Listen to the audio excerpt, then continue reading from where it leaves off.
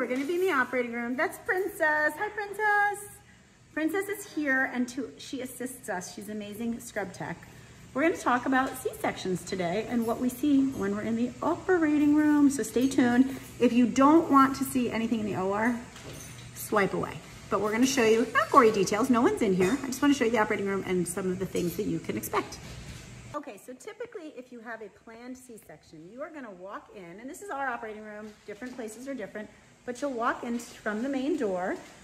If it's a planned C-section, some hospitals will wheel you in with a wheelchair, some will wheel you in on a stretcher. At our hospital, assuming it's planned and you're feeling okay, we actually walk you in with the nurse. You will typically walk in and your partner will stay in the room, meaning in the room you started in. Our hospital, it happens to be a labor room. Some hospitals will have a pre-op separate room. They'll stay in that room waiting for you until you are ready. And this is what the operating room will look like when you come in. Again, different hospitals have different operating rooms. We happen to have very big cesarean section operating rooms. Some are much smaller, and that's okay. As long as you have the vital equipment, that's all you need. When you walk in, you'll typically go over to the bed, and you will sit on the edge of the bed with your legs hanging over because you're gonna be ready for the spinal. The spinal is when you lean over, you hunch your back, we say like an angry cat or like a shrimp. You want, instead of your back being straight or curved backwards, you want it to be curved like a C because you want those spaces between the vertebra to open up so that the anesthesiologist can easily administer the spinal anesthesia. It is not a spinal tap. They're not removing fluid. They are just putting one shot of Novocaine. It's really something called lidocaine, but to numb your skin and the deeper tissue. And then one needle goes in to just give you a shot of medicine. And then that medicine makes your feet tingle, your butt tingle, and you go numb, okay? We're gonna show the anesthesia equipment. Thank you, Princess. She is reminding me to show you the anesthesia equipment. You're gonna be hooked up to equipment like this, which is gonna show your heart rate, your oxygen from your finger, your pulse. So we kind of are watching the whole time. We know you may or may not have some oxygen on your face, either a mask, which is rare to have a face mask of oxygen when you're awake because you usually don't need it, or nasal prongs, meaning two little things up into your nostrils to give you anesthesia. Do you have to wear your mask during COVID? It depends on you, the hospital, the anesthesiologist. We will sometimes allow patients to pull down their mask a little bit, especially if they are COVID negative. If they are positive, completely different setup because we'll all be wearing N95s, as will the patient. When we are in here, you get your anesthesia, you lie down. The minute you lay down, this is where one of my partners says it's like the pit crew at NASCAR. The pit crew at NASCAR, the races, because we lay you down and then all of a sudden we have a lot of activity we have to do. You are not strapped down. Your arms will not be strapped in the majority of hospitals unless you are under general anesthesia where your arms will fall off. So just know that. You can certainly ask your doctor, but I've never heard of a hospital where the arms will be strapped down if you are awake. So you'll come over here, you'll be lying down, and then immediately what will happen is activity. Like we listen to the baby's heart rate, either with one of the monitors like this or with the little Doppler. And this is just a machine called the Bovie. This is where, when we are doing the surgery, we need the cautery to help stop bleeding. So these are some of the machines, and that's the suction, where we make sure we quantify how much blood and how much fluid gets lost. And that's something that is very common and very safe to do. When we look at there's a whiteboard that I'm not going to show you because there is a patient's name on there right now, but it will talk about all of the instruments that we use so that the nurses and the scrub tech can keep track of the instruments. They count. And some hospitals, like ours, will have a very fancy machine that actually shows that there's nothing in there. It's almost like a metal detector. You'll also have a little sticky pad that you won't notice that gets stuck onto your thigh, typically, because that's attached to the cautery. And then the other things in the room, for example, the baby bassinet. That's where the pediatrician and the pediatric nurses, or if you have a nurse practitioner or a PA who will be in the room to receive the baby, suction the baby if the baby needs, tell us that everything's okay with the baby. Typically they'll weigh the baby, they'll bundle the baby up, and then they'll bring the baby over to you and your partner. As long as you're feeling okay and the baby's okay, they keep the baby there. Now, Princess, we're gonna look at some of the instruments. Don't be scared. It's a lot of instruments. And we don't even use the majority of them. But Princess is here meticulously, right? Hi, Princess. She counts all the instruments ahead of time to make sure that we have the right number. She counts them during, she counts them afterwards. We always have these extra, the white, what we call laparotomy pads. Those are what we use to keep everything as dry as possible. She makes sure those are counted. So this is all of the equipment that we're gonna be using, all right? Right, Princess? Yeah, and the drape. That's right, and the drape. Okay, more to come in a sec. So this is the hallway in our hospital that you come walking down, you go into the room. Like I said, you sit down on the edge of the bed, you get your spinal anesthesia. Sometimes it can take 2 to 3 minutes. Sometimes it takes longer. If you happen to have a lot of swelling in your lower back, if you happen to have a higher BMI, where there's a little bit more subcutaneous tissue, AKA that, I'm taking off my mask because now I'm alone in the hallway. Then we will make sure that everything is done meticulously with the spinal, but sometimes it takes them a little bit longer to actually place the spinal. So you have to be patient. Your doctor is doing the best job that she can, but the anesthesiologist doctor, when she's doing it, has to make sure she's doing it safely and she's getting the medicine in the right space. Is there a chance of, God forbid, things like paralysis? It's so rare. So as I always joke, don't ask your anesthesiologist if that's possible, because the minute you ask what's possible, doctors have to backtrack. And again, the likelihood of that is so incredibly small. Now you've gotten your anesthesia, you're lying down, we're putting the baby monitor on, we're putting a catheter in your bladder to empty your bladder, something called a Foley catheter, it's a little tube, and we're cleaning off your belly to make sure that it's been completely cleaned as much as we can from all the bacteria. And then we put the drapes on your belly so that you don't see what's going on and that we're sterile.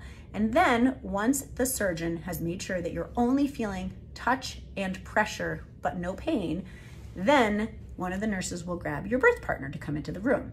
Now, what's very common at that minute that you lay down, once you've had your anesthesia, and again, it feels very overwhelming, like the pit crew at NASCAR.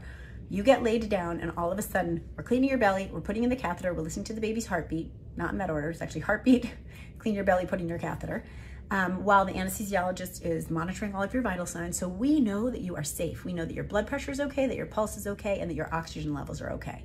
You might feel quite the opposite. So it's very common to all of a sudden feel dizzy, to sometimes feel nauseated, to sometimes get a headache, and to feel a little bit like you can't take a deep breath because your muscles that are in your chest can sometimes be a little bit numb as well. So while you are oxygenating and you are breathing and we know you're okay, you might feel overwhelmed. And I try to remind patients that it's very common, and I don't want to preemptively make anyone anxious that they're going to feel that way, but I'd rather you know that if you're laying down and you're feeling all those feelings, a little bit of shortness of breath, a little bit of anxiety, a little bit of nausea, maybe a little bit of a headache, feeling like pressure in your chest. These are all normal things after the spinal. They're partially due to anxiety and partially due to the physiological changes that happen from the spinal.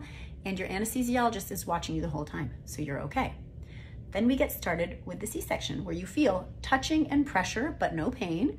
And then your doctor has to get through a couple of layers. Your skin, your subcutaneous layer, AKA your fat, your fascia, which is the tough white layer of tissue that stops you from getting a hernia and keeps everything inside, your peritoneum, which is a filmy, tissuey layer that doesn't keep everything inside, but is kind of necessary to keep everything as closed up in your pelvis as is possible.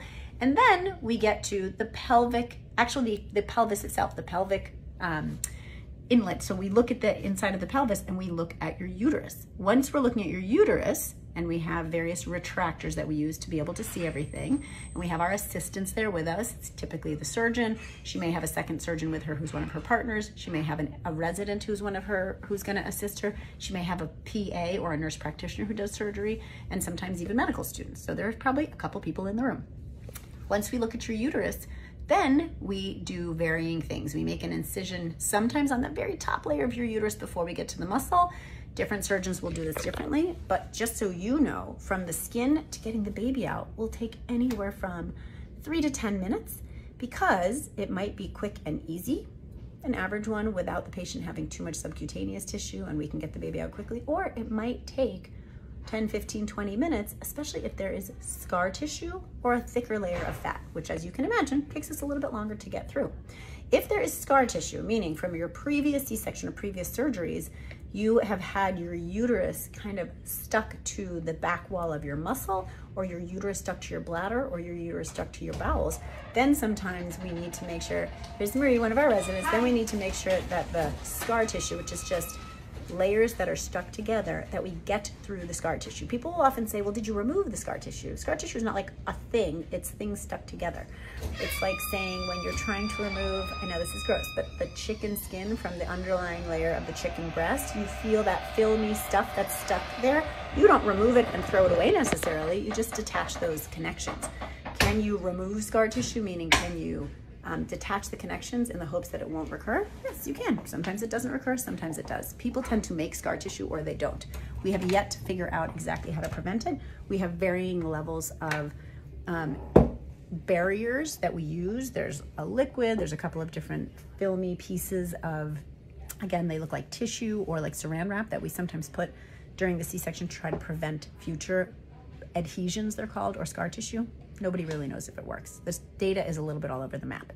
Okay, once the incision is made on the uterus, then we're counting down the clock. We're gonna get that baby out within the next like 1 to 2 minutes because we make the incision on the uterus, and you guys might think, oh, you make the incision, the baby pops out, right? No, the answer is make the incision, then you have to get your hand in there, and then depending on the baby's position, you have to get the head out of an incision that is now starting to contract, because the minute we have made that incision into the uterus wants to contract.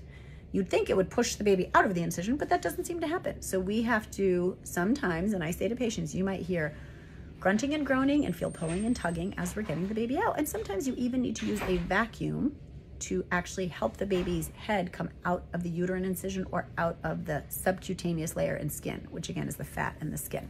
Sometimes it's super easy. Sometimes you have to actually wrestle with the baby to get the baby out a little bit. The minute the baby's out, assuming the baby is either crying or has good muscle tone, then most hospitals now will do delayed cord clamping, meaning even at the C-section, we delay the cord clamping, we clamp the cord anywhere from 45 seconds to a minute or so on. We hand the baby to the pediatrician or the pediatric team. They make sure the baby is doing the things we want, not too much fluid. They suction the baby a little bit. They don't clean the baby off. They may or may not put in the eye ointment at this point. They likely will weigh the baby, measure the baby's inches, and then bundle the baby up and hand the baby off to you and your birth partner. At which point, if the nurses have the opportunity to assist you with this, then you can try to do skin to skin. And if not, you can just snuggle that baby up against your shoulder. Your birth partner can unsnap your gown. So again, this can be as emotionally attached as any other delivery, sometimes more because you haven't gone through a long labor necessarily. Once that is done, then we have to close up our layers. We typically will close after the placenta has come out. So we remove the placenta and then we close the uterus. Some people close 1 layer, some people close 2. I'm not going to talk about that this time because that's outside of the scope of our discussion. We then close after the uterus. Some people close something called the bladder flap, which is just an extra thin layer where we kind of close up that thin layer right above the uterus, which is right about 1 centimeter or 2 above the bladder. I don't actually tend to do that one, but some people still do. Some people close the peritoneal layer. Again, most of us don't, but I'm mentioning because some people do. Some people close the muscle, and then all of us close the fascia, which is this tough layer that keeps everything in. And then, depending on how thick your subcutaneous layer is 1 or 2 layers in the subcutaneous layer. I always put a layer in, even when patients are thin, because it can help decrease that puckering people get. And then the skin, and the skin can be closed with staples or sutures. I'll do another video about the pros and cons and varieties of what people do. And then after you're all closed up, you go into the recovery room. You stay there for a couple of hours to be watched to make sure that your uterus is contracting and that your blood pressure is stable and that everything about your vital signs is okay. And then you go to the maternity ward. Quick and easy, right? Okay, I hope that helps for you guys to know what happens during the C-section. I'm gonna also add what I think patients should do pre-operatively about eating.